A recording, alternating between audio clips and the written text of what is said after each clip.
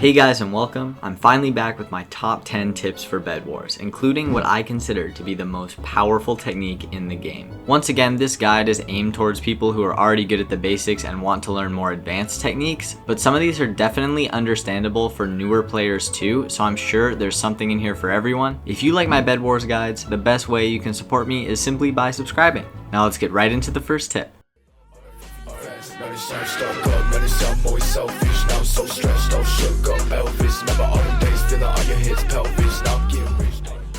The first tip I've got is an alternative to W tapping that's specifically suited to game modes where damage matters. In situations where you're close to your opponent, instead of W tapping to create space, you can actually just start jumping instead. This works because when you hit someone in midair, your momentum gets killed almost immediately. You can see here when I only hit my opponent once, I make the jump just fine, but as soon as I start butterflying, I go straight down into the void.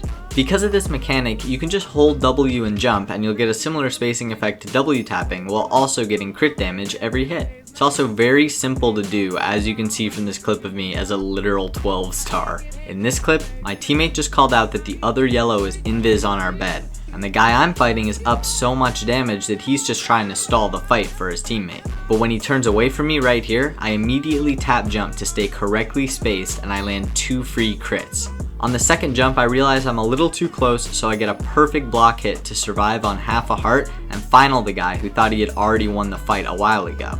Do note that you only want to start jumping after you've started the combo, as jumping randomly when going into a fight is one of the worst strategies possible. I recommend starting your jump chain after you get your first uncontested hit.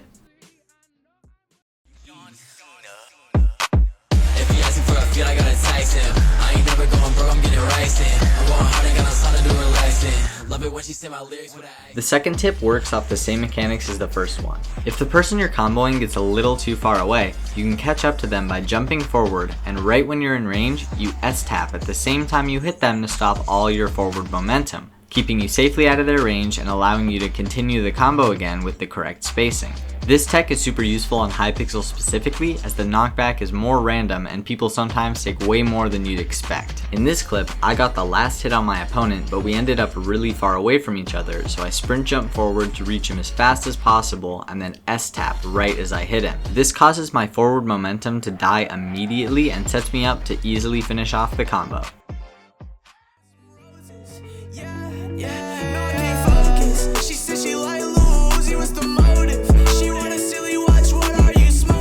Up next is crit overriding. This technically works with regular hits too, but crits are far preferred for the extra damage. Let me explain. So in Minecraft, someone who takes damage won't be able to be hit again until half a second later. But if you hit someone who currently has that half-second invincibility, it will actually override the damage that they took with your attack damage, even though you didn't actually hit them. In Bed Wars, it's possible to override your own normal hits with crit hits sometimes. In this clip, I hit my opponent off and he goes to 10 health, but as he's flying away, I jump and land a crit on him while he's invincible. And even though I didn't actually hit him, you can see his health go from 10 to 8 as my normal attack gets overridden by the crit. However, this isn't the actually useful implementation. You can actually override all different kinds of damage, including fall damage. Overriding fall damage is probably the fastest way to melt someone's health in Bed Wars, because a lot of times you'll override the fall damage and then immediately get another hit as their half second will expire, and since the override doesn't deal any knockback, they're still in range for that second hit.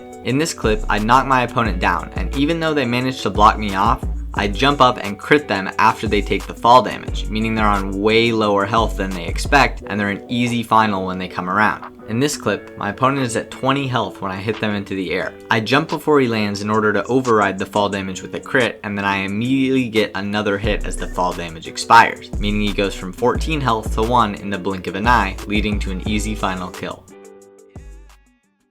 Is the go-to right behind most 3 when we come together, hits are made by tenfold. Yukihita in the kitchen, we be serving this cold. Internet rappers in the cut, we making shit go. Now that we know about damage overriding, we can actually make use of it in a different way. If you take fall damage at the start of a fight, your opponent's first hit will simply override that fall damage, essentially making it so that they can't trade your first hit with you. This means that even though you will take damage from their override, you'll be able to get the first hit completely uncontested and can easily carry a combo from there. In this clip, I purposefully moved to the right in midair to fall far enough to take damage so that I can get a free combo on my opponent. I love doing this to people who have an edge decently far behind them, as once you get the first hit, it's easy to continue the combo long enough to send them flying off the edge. Because they can't hit you back, you can also use this technique to position select your opponent. In this clip, my opponent doesn't have an edge behind him, but I used the time where he can't hit me to position select him into this crack, winning me the fight. One other use for this is dropping on people who are on a bridge, pillar, or small island. Because their hit will just override your fall damage, you can safely blast them into the void with no worries about being knocked off yourself.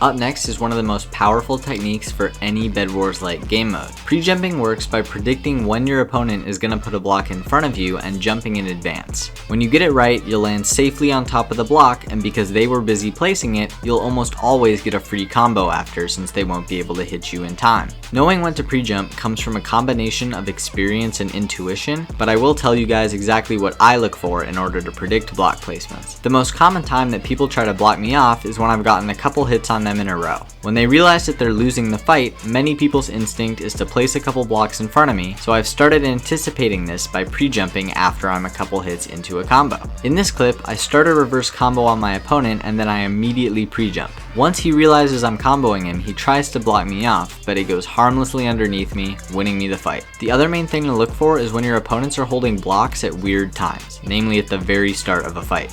I get many pre-jumps on opponents whose first action is putting a block in front of me, and they usually can't react in time. In this clip, I see my opponent running up with blocks, so I pre-jump at the very start, clearing their block off and landing me a great combo afterwards. In this more advanced example, my opponent is facing the void while holding blocks, which is a bad scenario for him. So I predict he's going to turn and try to make a pillar right in front of me. I pre-jump off to the right, perfectly dodging the pillar and flawlessing my opponent for the kill. I do want to quickly mention that you can also pre-jump very well just by knowing your opponent's playstyle. I'll let this last clip speak for itself.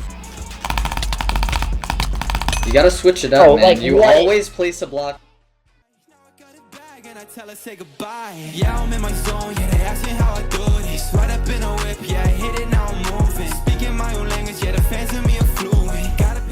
Tip 6 is the one that I teased at the start of the video, the Fireball 2-pillar. I started messing around with this 2 to 3 months ago, and in my opinion, this is the single most powerful technique in Bedwars right now. Recently, fireball jumps have been incredibly inconsistent, leading to ones where you barely cover any distance or go straight up and take a ton of fall damage. This tech fixes all of those problems. The way to do it is to build a 2-block pillar on the ground, jump up and fireball it, and then immediately turn around in midair. This will give you a nearly horizontal fireball jump, meaning you take close to no fall damage. The distance of these fireball jumps is also very controllable. If you don't want to go the max distance, simply turn around in midair and hold W, letting you cancel the movement early. In this clip, we're finding it hard to get close to our bow spamming opponent, so I used the Fireball 2-pillar to close the gap in a flash, allowing my teammate to move in and finish him off. Because I drag click, I can actually do the pillar and fireball in a single motion, allowing for extremely fast movement that leaves opponents with no time to react. One implementation is to fake that you're running away, and pillar fireball straight back the way that you came, catching opponents off guard. Another great use for this tech is skipping opponents, since when you fireball it deals you damage, your opponents won't be able to hit you out of your jump because it will just override that fireball damage instead. The main thing I personally use this technique for is for quick escapes from sketchy scenarios. In this clip, my opponent is right behind me, so I quickly fireball 2-pillar across the bridge, beating his fireball and keeping me alive. In this clip, my opponent is chasing me pretty hard from behind, so I pillar in front of me and fireball back the way I came, perfectly skipping him and giving me way more space to run into. Because you're doing this technique off of a pillar, you can also fireball jump in any direction, not just back and forth. In this clip, I'm chasing an opponent around the bed defense, so as I run through the corner, I set up a pillar next to me and jump, fireballing off of it to perfectly catch up to my opponent and eventually finaling him. The great thing about this technique is that the more creatively you can think, the more uses you'll see for it in your games. In this clip, there's no obvious way to fireball past my opponent, since I would definitely take a ton of fall damage and I'm still quite far away from his island. So instead, I build one block off to the side of the bridge and fireball 2 pillar directly to his base, getting me to his bed with the least fall damage possible, meaning I still have enough health to win the fight and get that final kill. This is my favorite tech in the game right now, so I really recommend you give it a try.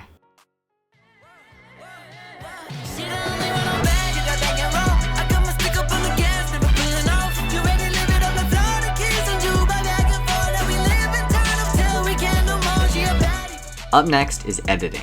If you've seen those bed fight block placement videos, those are a good example of high level editing. You don't need to be that fancy to get incredible results though. Editing is simply a way to manipulate your opponent in order to create space from them or get more hits. The main implementation of editing in Bedwars is similar to Jamesing from my first tips video. You block your opponent off from you and then use shears to mine through the block off and get a hit. But unlike Jamesing, instead of trying to finish the fight right then, you back up and replace the block that you just mined. From here you can continue shearing blocks and placing them back until you're in a good position for whatever you're trying to do. It's very easy to manipulate opponents using this strategy, either to kill them or just to create some space. In this clip, I edit the block off to knock my opponent away and then replace it right after, giving me time to block in and get the bed. Once you're comfortable with basic forward editing, the next thing to learn is editing where you switch sides of your own block off to confuse your opponent. For this version, I love shearing to the opposite side of my block off and then replacing the block behind me, only to come back through it from a different section, leaving my opponent completely lost.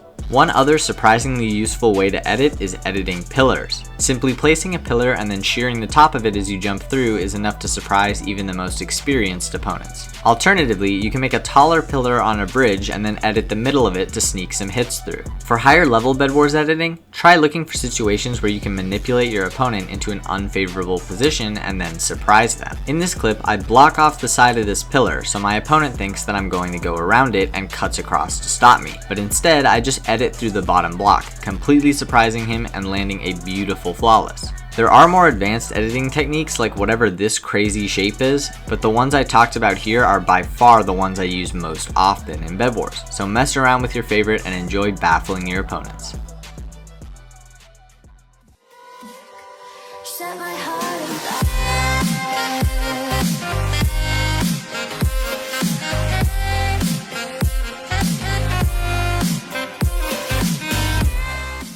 Tip 8 is something called the God method. This PvP technique is super easy and very powerful, so even though it's somewhat well known, I just had to cover it. To perform this tech, simply place a 2-block pillar in front of you. Start to go around it on one side and then switch and go around the other side when your opponent gets close. That's it. The reason this technique works so well is due to server latency. You're always seeing a slightly delayed image of your opponent since it takes time for their position to go from their computer to the server and then back to your computer. You'll notice that a lot of my opponents are still looking to the side I faked on by the time I make it around the pillar, which is an example of this delay. This even works when both opponents are on low ping, as you can see in this clip.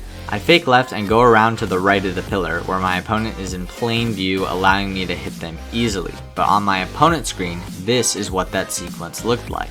Despite us both being on low ping, the latency was enough for my hit to register directly through the pillar on his screen, leaving him no chance to counter. The only thing to watch out for with this technique is to make sure that you set up the pillar before your opponent is super close to you. If you try to God method someone who's already right on you, you'll end up in this scenario where I actually outstrafe my opponent and get the final. In my experience, you can do the pillar in motion way earlier than you would expect. You also don't need to sell the fake very hard. In most of my God methods, I simply do a quick A tap to fake left and then strafe to the right. You don't need to commit all the way to the fake side. All you need is to make a clear motion to one side and go the other way. Players of all skill levels can use this technique, so definitely try implementing this one if you haven't.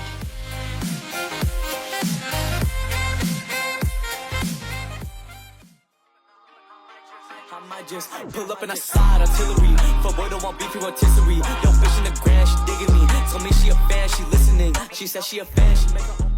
This next strategy is one I've been building out for a little while that I call late selecting. It has two different implementations that you use depending on your opponent. If both you and your opponent have medium or low ping, you late select by letting them get the first hit uncontested and then hit select after their second or even third hit. You can see that because I didn't even hit my opponent, his forward momentum never got countered, meaning he ends up really close to me. This allows for me to get a very strong hit select as I'm falling, almost always resulting in a perfect combo. For this style of late select, it's not something to be relied on in every fight, but throwing some late selects in with your regular play will really surprise your opponent and also make you harder to read. The other way to late select is against laggy or high ping opponents. When I lose fights against high ping opponents, the reason is usually because I lost track of where they are, since high ping players can do stuff like this and the low ping guy will have no idea where they went. To counter this, I late select against high ping by once again ignoring their first hit and putting all my focus into tracking them with my aim. In most cases, the high pinger will actually lose track of me, and since I was focused on tracking them, I'll get a completely free combo. You can see in this clip, even though all I did was hold W, my high ping opponent completely lost track of me, landing me the win.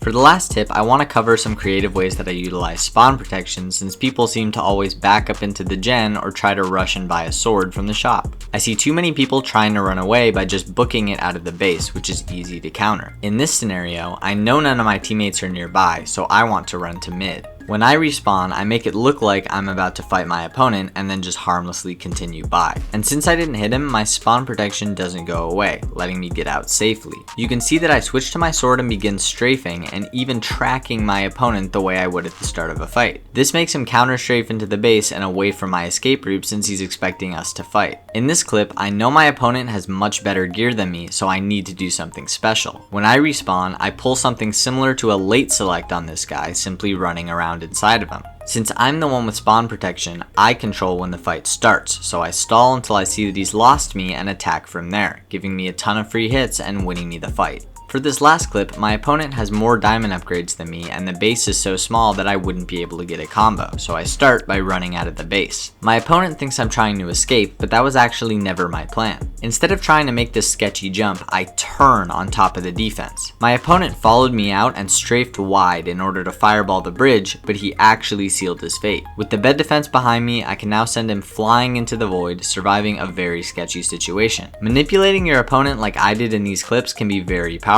and I hope these examples might help you guys in your games.